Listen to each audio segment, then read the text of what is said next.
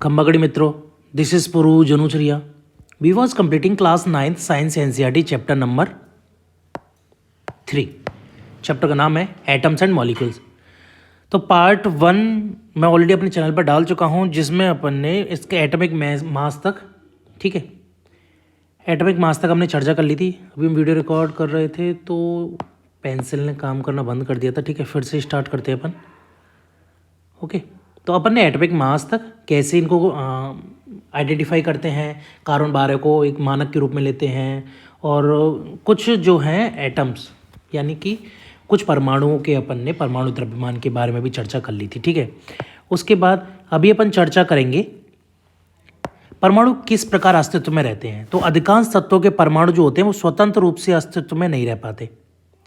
ठीक है, अधिकांश तत्वों के परमाणु जो होते हैं वो स्वतंत्र रूप से अस्तित्व में नहीं रह पाते। वो क्या है, एटम की मॉलिक्यूल की फॉर्म में पाए जाते हैं। जैसे हाइड्रोजन अकेला नहीं तो हाइड्रोजन की में, ऑक्सीजन अकेला नहीं तो ऑक्सीजन की फॉर्म में, ठीक है, नाइट्रोजन की फॉर्म में। इस तरीके से ये मिक्स होकर पाए जाते हैं, अस्तित्व में पाए जाते हैं, अस्तित्व इनका होता है या प्रकृति में ये पाए जाते हैं। परमाणु अणु एवं आयन बनाते हैं। ठीक है, परमाणु क्या बनाएंगे, या तो अणु बनाएंगे, आयन बनाएंगे। ये अणु अथवा आयन अत्यधिक संख्या में पुंजित होकर, पुंजित मतलब इकट्ठा होकर, ठीक है, ऐसे जो ये ढेर सारे इकट्ठे होकर द्रव्य बनाएंगे, मैटर। ठीक है, ढेर सारे इकट्ठे क्या होके क्या बनाएंगे, मैटर बनाएंगे। इस मैटर को हम देख सकते हैं, इसको हम छू सकते हैं, इसको हम अनुभव कर सकते हैं। ठीक है, अणु क्या है, साधारणतः अणु ऐसे दो या दो से अधिक परमाणुओं का समूह होता है जो आपस में रासायनिक बंध द्वारा जुड़े होते हैं। ठीक है, अणु क्या होता है, दो या दो से अधिक परमाणुओं का ऐसा संयोजन होता है जो आपस में केमिकल बॉन्ड के द्वारा या अट्रैक्शन फोर्स के द्वारा एक दूसरे से जुड़े होते हैं।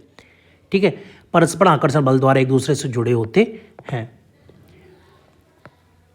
ठीक है, अणु को किसी तत्व अथवा यौगिक के सूक्ष्मतम कण के रूप में परिभाषित कर सकते हैं जो स्वतंत्र रूप से अस्तित्व में रह सकता है। ठीक है, अणु को हम कैसे आइडेंटिफाई कर सकते हैं, मतलब किस तरीके से परिभाषित कर सकते हैं। तो वो सबसे छोटा रूप जो स्वतंत्र रूप से पाया जा रहा है उसको अणु कहा जाएगा। ठीक है, किसी तत्व अथवा यौगिक के सूक्ष्मतम कण के रूप में परिभाषित कर सकते हैं जो स्वतंत्र रूप से अस्तित्व में रह सकता है। ठीक है, जो कि फ्रीली अपने अस्तित्व में रह सकता है, जो उस यौगिक के सभी गुणधर्म को प्रदर्शित करता है। ठीक है, वो उस यौगिक के सभी गुणधर्मों को प्रदर्शित करेगा। एक ही तत्व के परमाणु अथवा भिन्न भिन्न तत्वों के परमाणु परस्पर संयोग करके अणु निर्मित करते हैं। ठीक है, या तो एक ही प्रकार के परमाणु निर्मित करेंगे, जैसे हाइड्रोजन हाइड्रोजन हो गया, ठीक है, या फिर अलग अलग तरीके के जो है मिक्स करके, ठीक है, वो जो है अणु का निर्माण करेंगे। तत्वों के अणु, किसी तत्व के अणु एक ही प्रकार के परमाणुओं द्वारा संरचित होते हैं। ठीक है, अगर किसी तत्व के अणु है ना तो वो एक ही प्रकार के, जैसे हाइड्रोजन हाइड्रोजन से मिलके ही बने होंगे, वो अलग अलग से नहीं। तो एक तत्व के अणु जो है वो एक ही प्रकार के परमाणु से संरचित होते हैं। आर्गन, हीलियम एक्सेट्रा जैसे अन्य तत्वों के अणु किसी तत्व के केवल एक परमाणु द्वारा निर्मित होते हैं। क्योंकि आर्गन जो हुआ, हीलियम हुआ, ये अपनी सिंगल फॉर्म में, ठीक है, मोनोमर इकाई, ये सिंगल यूनिट में प्रेजेंट होते हैं। जैसे कि हीलियम जो है He2 जो है, इसकी मिलने की जरूरत नहीं। यार पेन काम क्यों नहीं कर रहा। ठीक है, He2 की फॉर्म की जरूरत नहीं, He फॉर्म में भी। आर्गन जो होता है वो आर्गन फॉर्म में, तो इसका जो मॉलिक्यूल होता है वो सिंगल परमाणु होता है। लेकिन अधिकांश धातुओं में ऐसा नहीं होता। उदाहरणार्थ ऑक्सीजन भाई O2 फॉर्म में पाया जाएगा। अणु दो ऑक्सीजन से परमाणुओं से मिलकर बना होता है, बिल्कुल सही बात है। इसलिए इसे द्विक परमाणु या फिर O2 कहा जाता है। यदि सामान्यतः 2 के स्थान पर 3 ऑक्सीजन परमाणु परस्पर सहयोग करते हैं तो उसका ओजोन कहते हैं, उसको O3 के द्वारा रिप्रेजेंट करते हैं। किसी अणु की संरचना में संयोग प्रयुक्त होने वाले परमाणु की संख्या को अणु की परमाणुकता, ठीक है, जैसे कि फॉर एग्जांपल O3 है, O3 की परमाणुकता कितनी हो गई, 3 हो गई, क्योंकि उसके लिए 3 अणुओं की आवश्यकता हो रही है। ठीक है, तो प्रयुक्त होने वाले परमाणु की संख्या को अणु की क्या कहते हैं, परमाणुकता कहते हैं। धातु अणुओं एवं कुछ अन्य तत्वों के अणुओं जैसे कि कार्बन के अणुओं की सरल संरचना नहीं होती है, किंतु उनके अणुओं में असीमित परमाणु परस्पर बंधे होते हैं। ठीक है, धातु जो होते हैं धातु अणुओं एवं कुछ अन्य तत्वों के अणु जो होते हैं, जैसे कि कार्बन के अणुओं की सरल संरचना नहीं होती। कार्बन की पूरी चेन होती है लंबी, काफ़ी लंबे होते हैं। ठीक है, किंतु उनके अणुओं में असीमित परमाणु परस्पर बंधे होते हैं। ठीक है, जैसे कि मीथेन हो गया तो एक कार्बन, ठीक है, एथेन हो गया 2 हो गए, ठीक है। ऐसे आगे प्रोपेन हो गया, ब्यूटेन हो गया, 3 4 5 6 ऐसे बहुत सारे। आइए कुछ तत्वों की परमाणुकता का अवलोकन करें। ठीक है, तत्वों के प्रकार, तो तत्व अधातु नाम हो गया आर्गन, एक परमाणुक होता है। हीलियम एक परमाणुक, ऑक्सीजन द्विपरमाणुक होता है। ठीक है, हाइड्रोजन भी द्विपरमाणुक होता है, नाइट्रोजन द्विपरमाणुक होता है, क्लोरीन द्विपरमाणुक होता है, फास्फोरस चतुर्परमाणुक होता है। ठीक है, P4 फॉर्म में। ठीक है, सल्फर होता है बहुपरमाणुक होता है, S6 वगैरह तक। ठीक है, सोडियम, अगर धातु में बात की जाए तो सोडियम जो होता है वो एक परमाणु, आयरन एक परमाणु, एल्यूमिनियम एक परमाणु, कॉपर एक परमाणु होता है। ठीक है, क्योंकि अपनी सिंगल फॉर्म में, सोडियम सिंगल फॉर्म में पाया जा रहा है ना, सोडियम सीधा Na2 थोड़ी है, Na। ठीक है, आयरन Fe सीधा पाया जा रहा है, एल्यूमिनियम Al सीधा पाया जा रहा है, कॉपर Cu डायरेक्टली पाया जा रहा है। ठीक है, वो डबल की फॉर्म में नहीं पाया जा रहा। यौगिक के अणु की बात की जाए तो भिन्न भिन्न तत्वों से। ठीक है, जैसे कि हम स्टार्टिंग में जब हम बात करते अणु तो आ रहा था ना स्टार्टिंग में एक ही प्रकार के तत्व परमाणु या फिर अलग अलग प्रकार के परमाणु। तो एक प्रकार के परमाणु तो वो तत्व यौगिक हो गया, तत्व अणु हो गया सॉरी, और यौगिक अणु अलग अलग प्रकार के परमाणु। ठीक है, तो भिन्न भिन्न तत्वों के परमाणु एक निश्चित अनुपात में परस्पर जुड़कर यौगिक अणु निर्माण करते हैं। जैसे फॉर एग्जाम्पल हो गया H2O, हाइड्रोजन के 2 अणु, ऑक्सीजन का 1 अणु। ठीक है, जैसे जल हो गया यौगिक, संयुक्त तत्व कौन से उस पर सॉरी, हाइड्रोजन हो गया, ऑक्सीजन हो गया, किस फॉर्म में पाए जाएंगे? 1:8 के द्रव्यमान अनुपात में पाए जाएंगे। Ammonia, nitrogen, hydrogen. ठीक है, 14:3। कार्बन डाइऑक्साइड, कार्बन, ऑक्सीजन 3:8 के फॉर्म में पाए जा रहे हैं। ठीक है, तो अणुओं में विद्यमान परमाणुओं के द्रव्यमान अनुपातों के लिए 3.4, इन तत्वों के परमाणु द्रव्यमानों के लिए 3.2 देखिए। 3.4 में दिए गए यौगिकों के अणुओं में प्रयुक्त तत्वों के परमाणुओं की संख्या के अनुपातों को ज्ञात कीजिए। ठीक है, जल अणु में प्रयुक्त परमाणु की संख्या का अनुपात निम्न प्रकार से प्राप्त किया जा सकता है। ठीक है, हाइड्रोजन में द्रव्यमान अनुपात 1 होता है, परमाणु द्रव्यमान 1 हो गया। ठीक है, तो 1/1 कितना हो गया भाई? 1 हो गया। ऐसे कितने हैं? 2 हैं। ठीक है, ऑक्सीजन कितना हो गया? 8। परमाणु द्रव्यमान कितना होता है? 16। 1 यूनिट का 8 नहीं, सॉरी, इसका एटॉमिक अरे ये क्या है, ये द्रव्यमान अनुपात है क्योंकि इसको सरल फॉर्म में तोड़ रखा है भाई। एक्चुअली का इसका एटॉमिक नंबर होता है 8, लेकिन एटॉमिक मास इसका होता है 16। ठीक है, ये इसका सरल रूप है यार, मैं थोड़ा वो हो गया। ठीक है, तो इसका जो एटॉमिक मास जो होता है वो होता है 16। ठीक है, तो 8/16 करेंगे तो कितना? 1/2। ठीक है, तो 1 के लिए कितने की जरूरत है? 2 की, तो कितना हो गया? 1 हो गया। ठीक है, अरे मैं सीधे बता देता हूँ, जैसे कि हाइड्रोजन है और ये ऑक्सीजन, नीचे करता हूँ। ठीक है, ये हाइड्रोजन हो गया, ये ऑक्सीजन हो गया। हाइड्रोजन का एटॉमिक नंबर कितना होता है? 1। एटॉमिक मास कितना होता है? 1। ऑक्सीजन का एटॉमिक नंबर कितना होगा? 8। और एटॉमिक मास कितना होता है? 16। ठीक है, तो कितने हाइड्रोजन के अणु हैं इसमें? 2 हैं। ठीक है, 2 हाइड्रोजन के अणु हैं तो कितना हो गया? 2 अनुपात ऑक्सीजन का कितना है? 16, 2,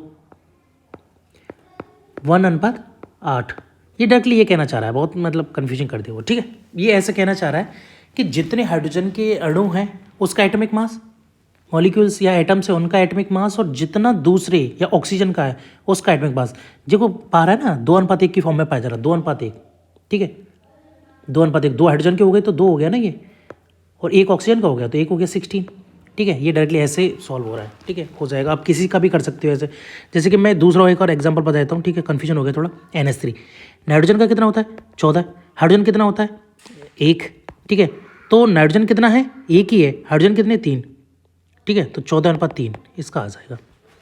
ठीक है, इस तरीके से आप वैसे आइडेंटिफाई कर सकते हैं। इसमें दे भी रखा होगा ऊपर 14:3 में कौन सा है, मैं 1 मिनट दिखा देता हूँ। कहाँ गया 14:3? हाँ, ये रहा, यहीं दे रखा पास में। ठीक है, 14:3। ठीक है, इस तरीके से कार्बन ऑक्सीजन का भी हो जाएगा। ठीक है, एक बार मैं ये सॉल्व करके दिखा देता हूँ। एक बार कार्बन का कितना होता है? 12। ऑक्सीजन का कितना होता है? 16। ठीक है, कार्बन डाइऑक्साइड। ठीक है, तो 2 ऑक्सीजन हो गए तो कितना हो गया? 32 हो गए। 12:32 हो गए। 3 चौक 12, नहीं सॉरी 4 से काटे, 4 तिया 12, 4 एकम 4 8 चौक 32, तो कितना हो गया? 3:8। 3:8 की फॉर्म में पाया जा रहा है। ठीक है, ये सॉल्व हो जाएगा ऐसे। आयन क्या होता है? धातु एवं अधातु युक्त यौगिक आवेशित कणों से बने होते हैं। ठीक है, धातु एवं अधातु युक्त यौगिक आवेशित कणों से, आवेशित का मतलब चार्ज पार्टिकल, चार्ज पार्टिकल मतलब प्लस माइनस ऐसे करके उस फॉर्म में। ठीक है, ऐसा होता है ना, अगर पानी को हम तोड़ेंगे तो क्या टूटेगा, H प्लस में और OH माइनस में, ठीक है। तो ये आयन फॉर्म हो गई इसकी। अच्छा, बीच में सेव PDF हो रही है ऑटोमेटिक। इन आवेशित कणों को आयन कहते हैं, ठीक है। ये जो आवेशित कण को क्या कहा जाएगा, आयन कहे। आयन एक आवेशित परमाणु अथवा परमाणुओं का एक ऐसा समूह होता है जिस पर नेट आवेश विद्यमान होता है, ठीक है। नेट आवेश क्या है, अगर एक सिंगल है, ठीक है, अगर सिंगल है तो उस पर डायरेक्टली पाया जाएगा, या फिर पूरा एक ग्रुप है तो उस पर नेट आवेश जो है वो कुछ ना कुछ पाया जाएगा, न्यूट्रल नहीं रहेगा वो नेट। यह ऋणावेश अथवा धनावेश कुछ भी हो सकता है, बिल्कुल सही बात है। पॉजिटिव भी हो सकता है, नेगेटिव भी हो सकता है, ठीक है। जैसे हाइड्रोजन पे क्या पाया जा रहा है, पॉजिटिव है। क्लोरीन पे क्या पाया जा रहा है, माइनस है, ठीक है। HCl बन जाता ना, HCl प्लस और माइनस मिक्स हो गए तो न्यूट्रल हो गया ना, ये न्यूट्रल हो गया तो HCl बन गया। ऋणावेशित आयन जो होते हैं उनको ऋणायन या फिर एनायन कहा जाता है, और धनावेशित आयन को क्या कहा जाएगा, कैटायन कहा जाएगा। उदाहरण के लिए सोडियम क्लोराइड NaCl को लीजिए, इसमें धनात्मक क्या होता है, Na प्लस Cl माइनस, ठीक है। तो NaCl बन गया ना, ये न्यूट्रल हो गया, ये न्यूट्रल है, ये पॉजिटिव और नेगेटिव है, ठीक है, इनमें चार्ज है। तथा क्लोराइड आयन संघटक कण के रूप में विद्यमान होते हैं, सही बात है। परमाणुओं के समूह जिन पर नेट आवेश विद्यमान हो उसे बहुपरमाणुक आयन कहा जाता है, ठीक है। परमाणुओं का समूह जिन पर नेट आवेश अगर विद्यमान है तो उसको बहुपरमाणुक आयन कहा जाता है। उदाहरण के लिए हम आयनों के निर्माण के बारे में अध्याय 4 में और अधिक जानकारी प्राप्त करेंगे, ठीक है।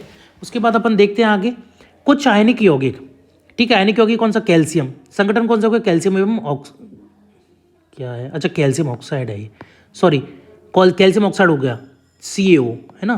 तो इसमें क्या होता है, Ca2 प्लस ऑक्सीजन 2 माइनस, ये फॉर्म पाई जा रही है इसमें, ठीक है।